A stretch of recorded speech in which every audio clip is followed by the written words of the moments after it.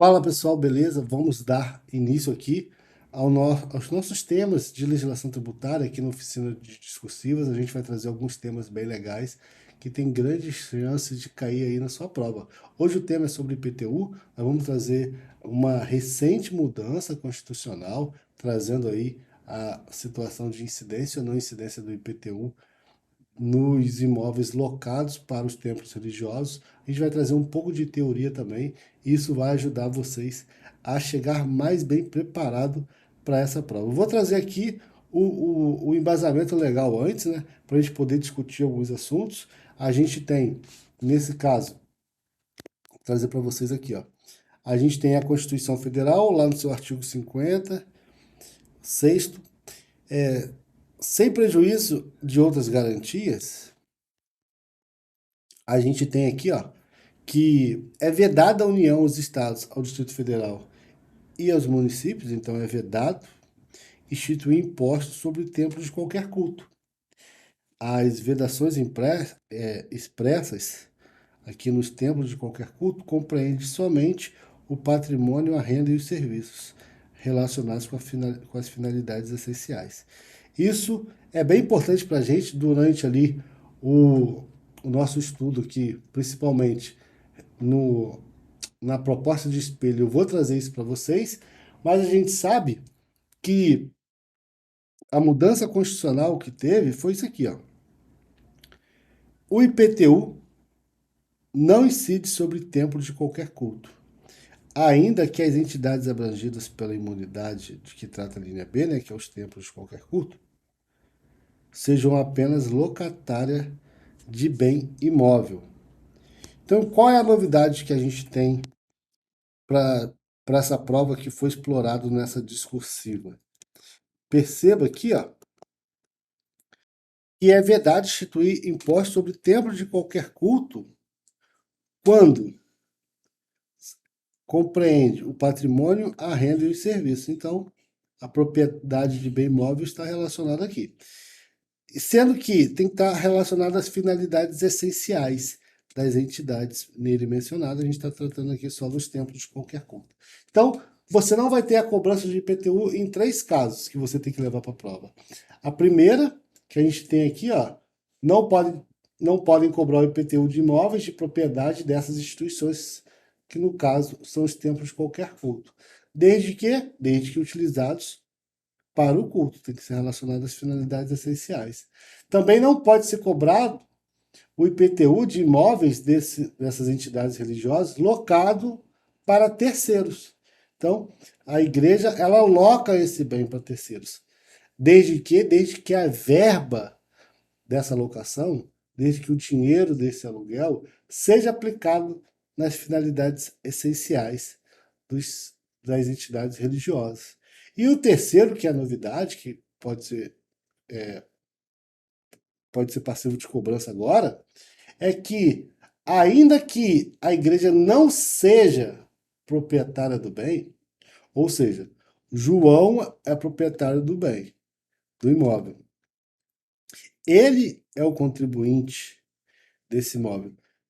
Porém, se ele aluga para uma entidade religiosa, aí a gente tem essa novidade, que é a terceira. Não é possível a cobrança de IPTU de imóveis de terceiros locados pelo templo. Olha que coisa interessante. Então, João não terá incidência desse imóvel quando esse imóvel é locado para templo religioso. Então, ele tem um galpão, alugou esse galpão para uma entidade religiosa, para poder fazer seu culto ali. Nesse caso, esse imóvel também está abrangido pela imunidade constitucional, que trata aqui o 156, parágrafo 1º. Lembrando que em Fortaleza já existia a previsão de isenção nesse caso. Então a gente já tinha isenção dos templos locados por terceiros. Só que a gente tem uma diferença de isenção e imunidade, né? No caso da isenção, a gente tem um lançamento e você vai ter o gozo ali da isenção depois do lançamento, vai ser excluído o crédito tributário. Normalmente, eu já trabalhei como diretor de IPTU em uma prefeitura, você às vezes só pode gozar da isenção se tiver tudo pago, tiver certidão negativa. Existem alguns requisitos para você poder gozar de uma isenção. Já da imunidade, não. A imunidade é não incidência. Então, ainda que o imóvel esteja devendo IPTU, por exemplo, se naquele momento ele passa a ser imune, né? Aquele imóvel agora foi locado para templo religioso e não incide mais o IPTU sobre aquele bem imóvel, a prefeitura vai ter que reconhecer imunidade a partir do momento que foi locado para terceiro. Isso é muito interessante, porque ainda que esteja lá com certidão positiva, a partir do momento que alugou, vai poder cobrar até para trás, né? Desse terceiro exemplo que eu dei aí, que são aqueles imóveis de terceiros locados pelo templo. Mas a partir do momento que alugou, aquele imóvel está imune a partir daquela data, até o momento que a igreja devolver, né? Então tem uma diferença bem grande aí quando a gente fala de templo, de qualquer culto, e se é isenção ou imunidade. Beleza, pessoal? Então, vem aqui na tela comigo, ó. A gente vai ler aqui uma outra situação, né? Que é o exemplo que eu trouxe para vocês, né? Aqui em Fortaleza, a gente tem a possibilidade de isenção do IPTU de imóvel cedido em locação, comodato ou cessão a qualquer título. E aí a gente tem aos órgãos de administração direta do município de Fortaleza, autarquias e fundações, mas o que importa para a gente nesse exercício é isso aqui, ó, a isenção que sirva exclusivamente como templo religioso. Então é isento de IPTU o imóvel cedido para templo religioso. Então, antes ainda dessa imunidade, antes ainda dessa previsão constitucional, já tinha essa isenção em Fortaleza.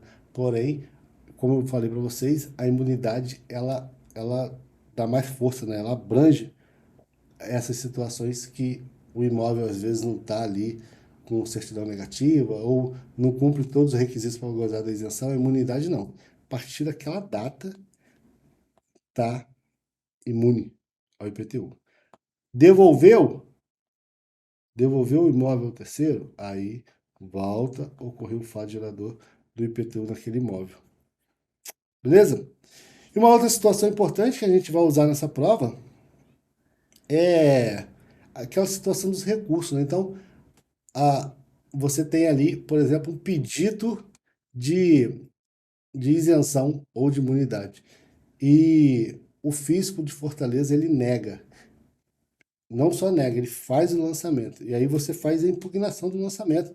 O templo religioso, o proprietário, poxa, foi locado para templo religioso. Não tem que ter lançamento, tá aqui, ó. A Constituição Federal prevê essa imunidade. Aí o fisco não mantém o lançamento. E aí você tem o recurso de segundo grau. E aí a questão fez essa pergunta, né? O recurso especial, recurso voluntário, qual o nome desse recurso? Qual é o prazo que ele tem para poder fazer esse recurso? Então, a Lei Complementar 305 de 2021, ele traz essa resposta lá no artigo 41. O sujeito passivo, devidamente constituído, ele pode comparecer ao CAT pessoalmente, ou com o mandatário, ou com o representante legal, sendo-lhe garantido o direito de interpor recurso voluntário especial. Ele pode apresentar contra-razões aos recursos voluntários especial interposto na PGM. E o que é o recurso voluntário? Que eu acho que é o mais importante para saber na hora da prova aqui, porque é o que normalmente o pessoal mais caminha, né? Todo mundo vai perder em primeira instância, tem a oportunidade de fazer o recurso voluntário. Isso é muito importante a gente saber, né? Primeiro, que ele tem efeito suspensivo, que das decisões dos julgadores singulares, caberá recurso voluntário, que tem efeito suspensivo, ou seja, vai ter que parar a cobrança do IPTU. Esse recurso vai para a Câmara de Julgamento, ele tem que ser interposto pelas partes no prazo de 30 dias corridos, a contar da intimação da decisão recorrida. Então, ele perdeu em primeira instância, ele tem 30 dias para entrar com recurso voluntário com efeitos suspensivos. Esses 30 dias são corridos a contar da intimação da decisão recorrida. Essa segunda parte aqui é menos importante para a parte discursiva, né? Para a parte objetiva vocês já estão estudando. Então, eu quero que vocês façam uma revisão muito boa se os nomes dos recursos, se tem ou não efeito suspensivo.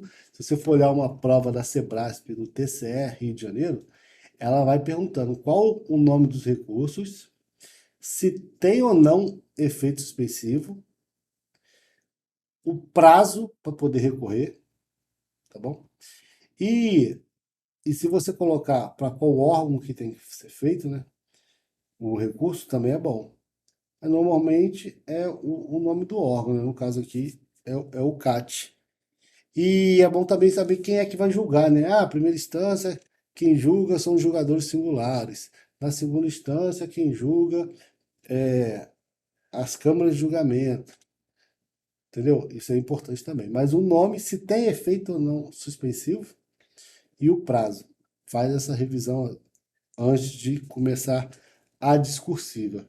Beleza, pessoal? Então vem aqui na tela, a gente vai ler junto. Fizemos aqui uma revisão do que a gente tem que lembrar para a prova. Por que eu gosto de fazer essa revisão? Porque o assunto específico daqui, às vezes, vai contemplar só uma parte da matéria, né? Mas eu quero que você, com esse assunto aqui, você lembre várias partes que são importantes. Você não vai decorar só o recurso voluntário e saber que existe o recurso voluntário.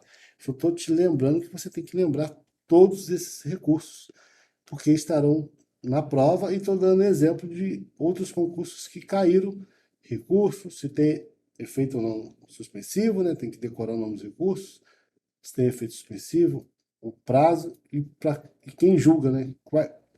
Qual é o órgão julgador desse recurso. A organização religiosa alugou o imóvel de João, situado em Fortaleza, para ali instalar o seu templo. Ato contínuo, foi comunicada pela imobiliária que administrava a relação locatícia sobre a necessidade de pagar o IPTU incidente sobre o imóvel. Por ter dúvida a respeito da compatibilidade da cobrança do IPTU com a legislação vigente no município e a ordem constitucional, consultou você para ajudá-lo. Diante de tal quadro, observada a legislação de regência, redige um texto dissertativo de maneira fundamentada, abordando necessariamente os seguintes aspectos. A questão aqui deu 4 itens, né? Então, a princípio, nós teremos o quê? Nós teremos 6 parágrafos. Uma introdução pequena. E por que 6 parágrafos? Porque aqui a gente tem 30 linhas para escrever. Se a gente tem 30 linhas, a gente consegue fazer um parágrafo de introdução ali de 4 linhas e uma conclusão de 4 linhas. E os outros 4 parágrafos que a gente vai estar respondendo cada pergunta, a gente consegue fazer ali 5 linhas, 6 linhas, né? O ideal é que seja 5 linhas para cada uma. Se acaba uma ou outra, acaba chegando a 6. Nesse caso, você já conta já. Introdução bem breve, 4 linhas, uma conclusão de 4 linhas. E vem aqui. Primeiro aspecto que tem que ser abordado. Sobre o fato gerador do IPTU em Fortaleza, explicando os contornos da norma de incidência tributária do IPTU, examinando a conduta que enseja a tributação, ou seja, o critério material, o local em que a conduta deve ocorrer, ou seja, o critério especial, e o momento em que ela deve ocorrer, que nesse caso é o critério temporal. Perceba que são os antecedentes normativos da regra matriz da incidência tributária. Nesse caso, a gente tem como principal que você sempre tem que levar para a prova o aspecto material, o temporal e o espacial. Né? Depois a gente vai identificar o consequente normativo da matriz da incidência tributária do IPTU e de qualquer tributo, né? o aspecto subjetivo, que é a relação jurídica, né? O aspecto subjetivo e o aspecto quantitativo. Então, dentro das hipóteses de incidência, a gente tem que estar sempre preocupado com a matéria, né? Qual o critério, o aspecto material do fato gerador, o aspecto espacial e o aspecto temporal. E o que a questão te pediu aqui. Segundo, existe a possibilidade de o município cobrar IPTU nesse caso? Caso a resposta seja negativa, discorra sobre possíveis isenções e imunidades tributárias no caso em tela. Então, se for positiva, você vai falar que é devido IPTU. Se não for, diga o motivo. É sobre possíveis isenções, é imunidade que você vai aplicar. No item 3, a gente tem aqui, ó. Discorra também, né? Faça um texto dissertativo abordando os seguintes aspectos. O 3. Sobre a instituição do IPTU sobre templos de qualquer culto e aplicação da imunidade tributária desse imposto sobre a organização religiosa. Então, no item 3, a gente vai ter que falar não só do caso em tela, mas dos casos que trata IPTU sobre templo de qualquer culto. Lá na introdução, falei para vocês, né? A gente tem 3 situações aí que a gente tem que levar, né? Quando a igreja ela é proprietária do imóvel e ela utiliza o imóvel como templo. Quando ela é proprietária do imóvel e ela aloca a terceiros e essa verba que ela recebe, ela aplica na atividade fim. Ou quando a igreja, a organização religiosa, ela está no polo de locatário.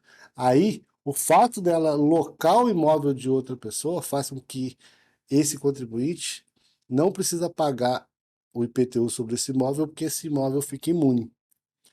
Beleza? Então, você vai discorrer sobre essas 3 situações nesse item 3. E 4.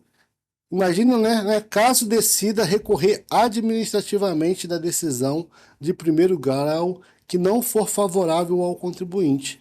Indique se existe ou não a possibilidade de recorrer, o recurso cabível, o prazo e o órgão competente para julgar tal recurso, né? Muito importante, você vê que vai aumentando o nível de dificuldade, né? Cada vez mais.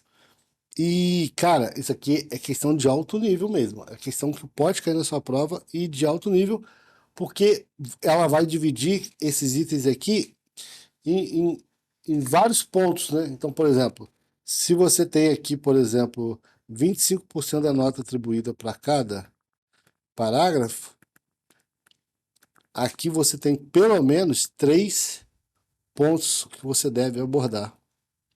Aqui você tem pelo menos 2 pontos que você deve abordar, né? Você vai ter que abordar sobre imunidade tributária e vai ter que citar lá a isenção que já existia lá em Fortaleza. Aqui você tem 3 pontos para abordar, né? Você vai ter que falar esses exemplos que eu dei para você, quando ela é contribuinte, utiliza o contribuinte e loca para terceiro, ou quando ela está apenas como locatária. E aqui você tem pelo menos a possibilidade, né, de recurso sim, recurso cabível, prazo e o órgão competente. Então a gente tem muitos itens para ser cobrado. Se você tem conhecimento, é até melhor você fazer uma discursiva assim, porque você não precisa inventar muito, você já vai respondendo e a dissertação já vai aparecendo naturalmente no seu texto. É até melhor quando você tem conhecimento da matéria, quando cai uma dissertação assim, assusta no primeiro momento, mas você vai discorrendo e vai saindo a resposta. Então, pessoal, coloquei aqui uma proposta de espelho. É importante a gente dar uma olhadinha na proposta de espelho. Como eu falei para vocês, você pode organizar de várias formas. Você pode colocar uma introdução no primeiro parágrafo e trabalhar a resposta de cada item nos parágrafos ali de desenvolvimento. Você pode fazer uma introdução um pouquinho maior, parágrafo de introdução, então você coloca uma linha ali só para falar do que trata o tema, né? Trata sobre IPTU, e já no primeiro parágrafo responder a primeira pergunta, também é possível, tá? Foi assim que eu coloquei aqui na proposta de espelho.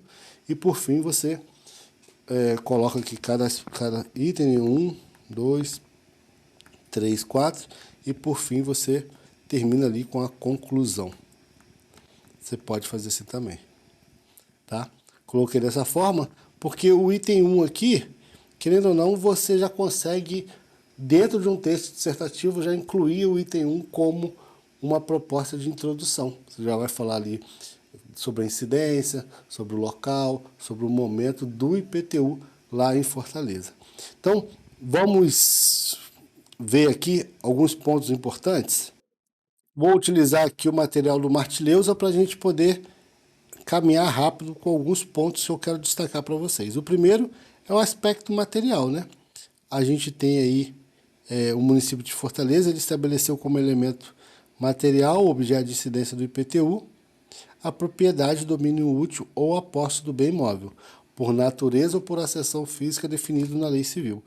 Pessoal, matou o aspecto material. Se você lembrar que a propriedade, domínio útil ou posse de bem imóvel, cara, já matou a questão. Se você conseguir lembrar que é por natureza, né? O terreno ali, ou por acessão física, pô, o cara construiu algo, pô, melhor ainda. Nos termos ou como definido na lei civil. Aí, ó, nota 10, acabou. Esse é o aspecto material. É muito importante também você lembrar. Outro assunto bem importante é que você não precisa falar nessa redação, mas é importante a gente saber, né?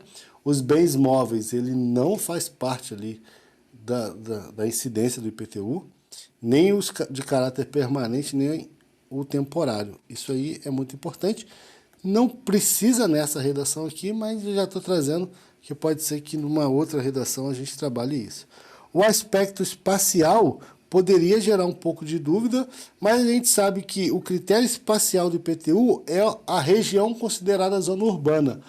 E aí você podia parar aí, tá? É o que é considerado zona urbana. A gente sabe que a gente tem a zona urbana definido de duas formas, né?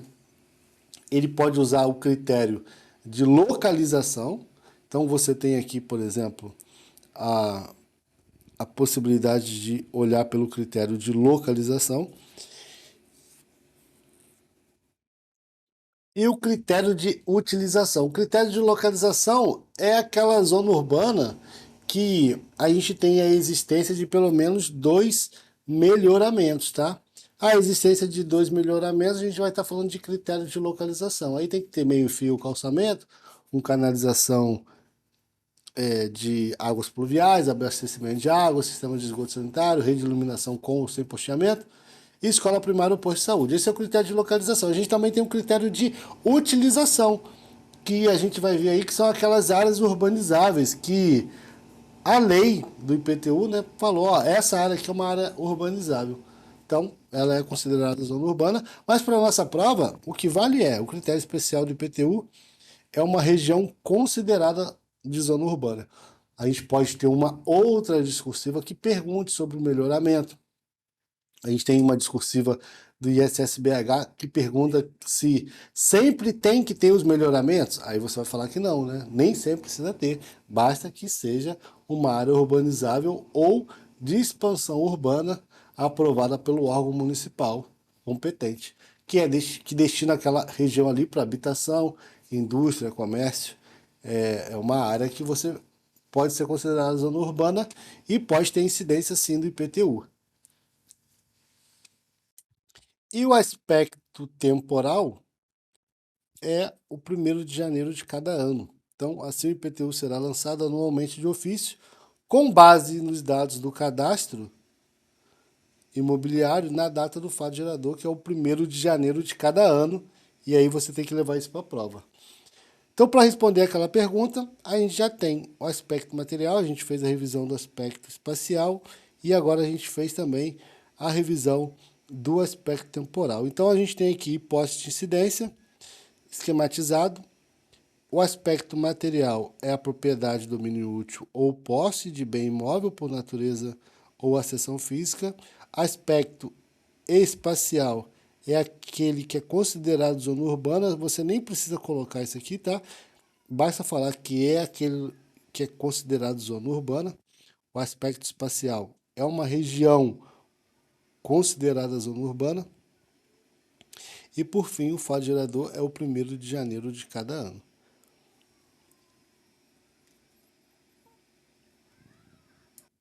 Então, na proposta de espelho, a gente tem o município de Fortaleza estabeleceu como conduta da incidência do fato gerador do IPTU a propriedade, domínio útil ou posse de bem imóvel, por natureza ou por acessão física, definido na lei civil.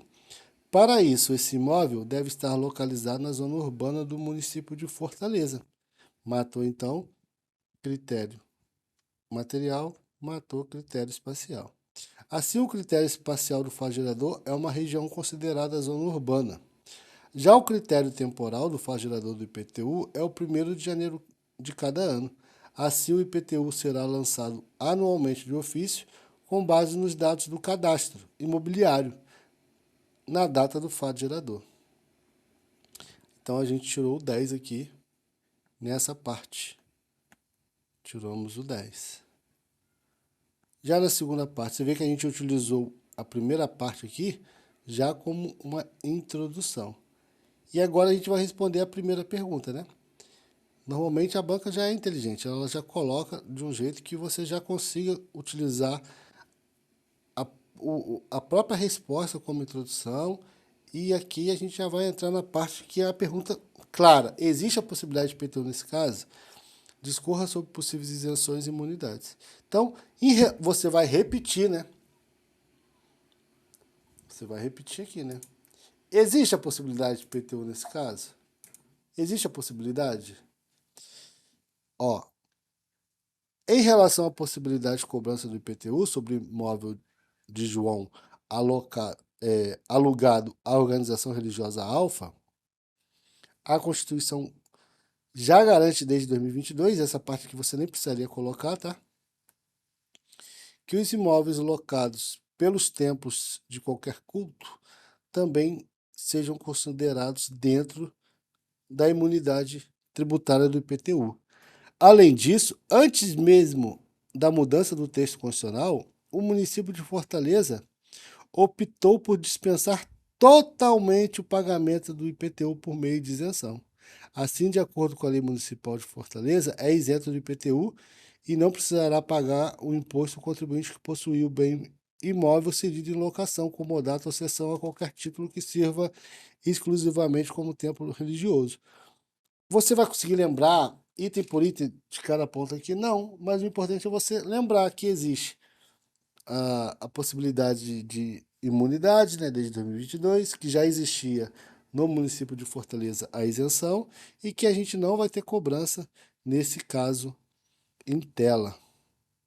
Já o terceiro item, sobre a instituição do IPTU sobre templos de qualquer culto e aplicação da imunidade tributária, né? Agora ele quer saber assim, sobre todas as situações envolvendo templos de qualquer culto e IPTU. Fale mais, discorra.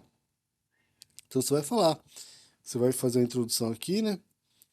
É sabido que existe na Constituição Federal a imunidade tributária contra a cobrança de impostos sobre patrimônio, rendas e serviços relacionados com as atividades essenciais de templos de qualquer culto.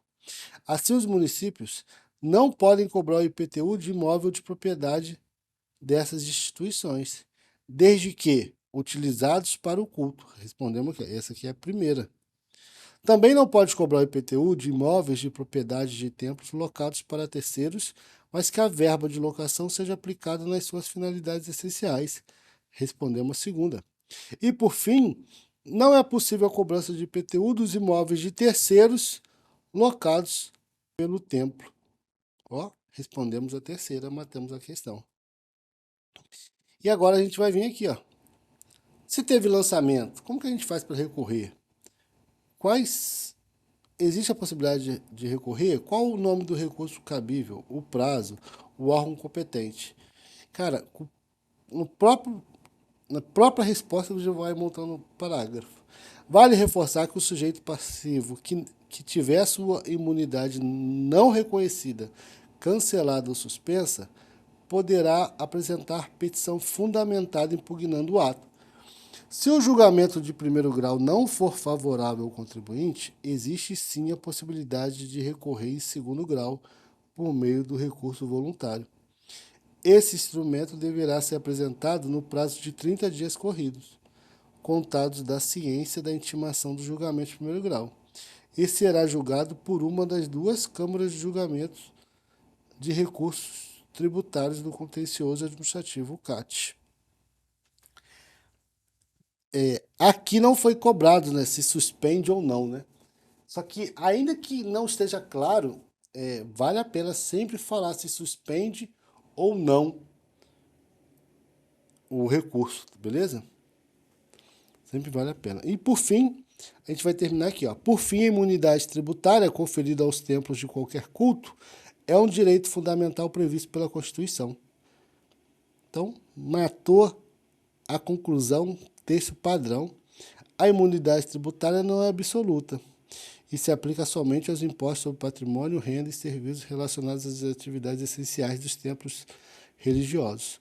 Outros tributos, como taxas e contribuições, podem ser cobrados normalmente, desde que sejam respeitadas as limitações impostas pela Constituição. Como a prova é CESP, né?